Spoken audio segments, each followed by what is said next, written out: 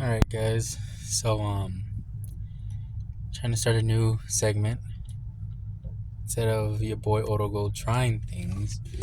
It's your boy Oro Gold reviewing things. But now that I say it, I kind of review the things I try. But in this instance, I'm talking about movies and TV shows. And I thought this would be the best way to start it off with the movie I just saw, The Blue Beetle. Man, sorry, I'm all sweaty. Not really sure why. The theater was cold. Filming it here in my truck, pretty much right outside the theater, because I figured the best way to film this would be just my immediate emotions after watching the movie, because it was so good. DC, they've been missing the ball, missing more than hitting, which is a shame. They have the three of the most famous superheroes: Batman, Superman, Wonder Woman. I would argue characters like the Flash, Green Lantern were more famous than most of the Avengers before the MCU started. One lesser known hero is the Blue Beetle.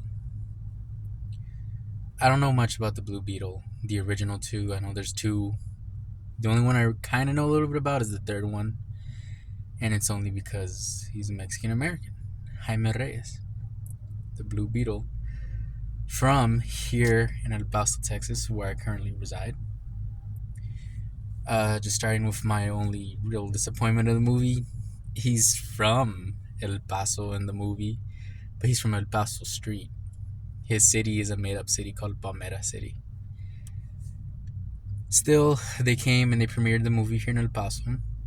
Due to the strike, it wasn't the big movie premiere that it was supposed to be. The actors didn't come promote the movie, which I'll say, first of all, I'm going to side with the actors, support their strike.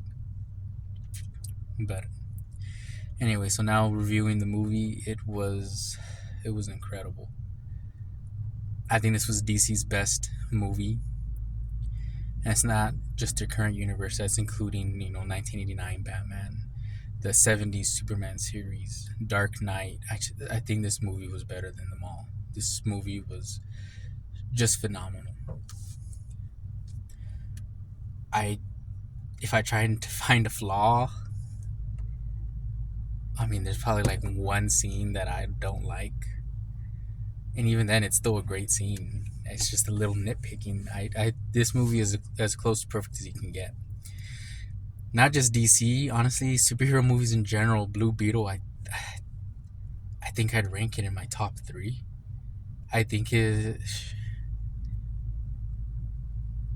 a superhero movie not having Spider-Man, this might be one or two. Just the fact that it might be one should let you know how amazing this movie is. I think his name is Cholo Maridueña. He's known for playing the main character on Cobra Kai. And I forgot her name already. Is Belisa Algo? She plays the sister. But other than that, she's also famous for Hocus Pocus 2. She's the best friend of the main character there. They both do just great job, great performances. The one who surprised me the most was George Lopez. Was great in this movie. Like, yes, he's the comic relief, but he actually does a good job acting. I'll just go ahead and say that. Everyone in the movie does a very good job. George Lopez surprised me, but the main actor, Xolo Maridueña, man, he was great. If Cobra Kai isn't his breakout performance, I would say this one deserves to be, because he was amazing. As far as the movie, also in general, I've only cried at 3 movies in my life: Creed, Old Yeller, and Toy Story 3. And tonight was a 4th. I think maybe you can see it. I'm not sure. from like halfway in the movie till the end. I was like just tears coming down my eyes, rolling down my cheek. It was, oh man, it was so emotional.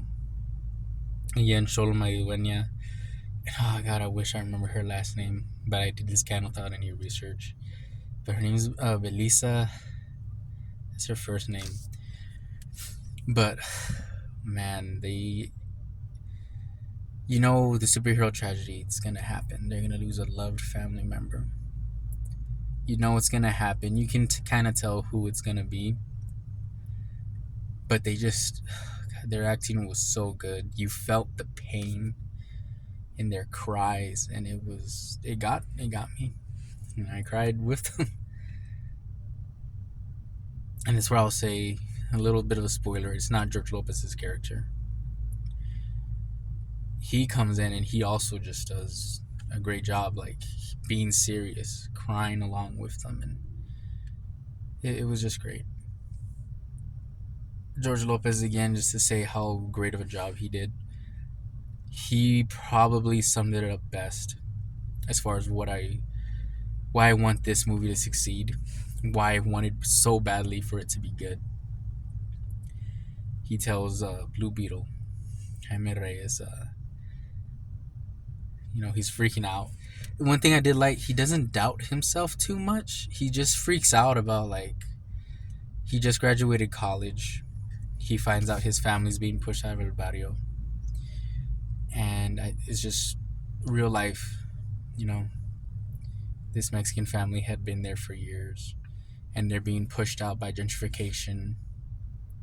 The sister of Jaime Reyes, played by Belisa, yeah, she summed it up the best. Um, that we're Mexicans in the city.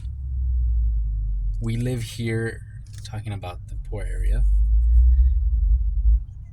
until white people decide they want to live here and they push us out.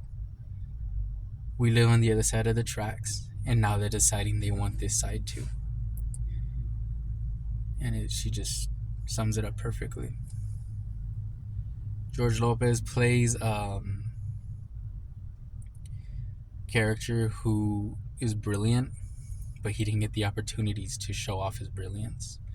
So he builds things at home. He works on his truck, and he's able to figure out what exactly the scarab, the thing that connects to Jaime to make him the Blue Beetle, is. He finds out it's an alien. It's bonding with him. And as he's telling him, like, you have a chance to be a hero. I mean, he brings up, again, another very relatable story for a lot of Mexican Americans, a la Chicanos, como yo, como mis amigos de colegio in Texas State. He tells a story of that his brother, Jaime Reyes' father, sacrificed so much to get to this country. He was a 19-year-old kid who brought his 10-year-old kid brother, brought his mom, and brought them here to America. It is revealed that the abuela and the brother are both there illegally. Somehow George Lopez is there legally, I believe. But it's their home. Not legally, but it's their home. And then Lopez tells Jaime Reyes, the Blue Beetle, he says, this is your chance to be a hero, to be our hero. And he's probably just talking about, like, oh, our family's hero, but to me it feels like he's telling Jaime, this is your chance to be the hero for the Mexican Americans.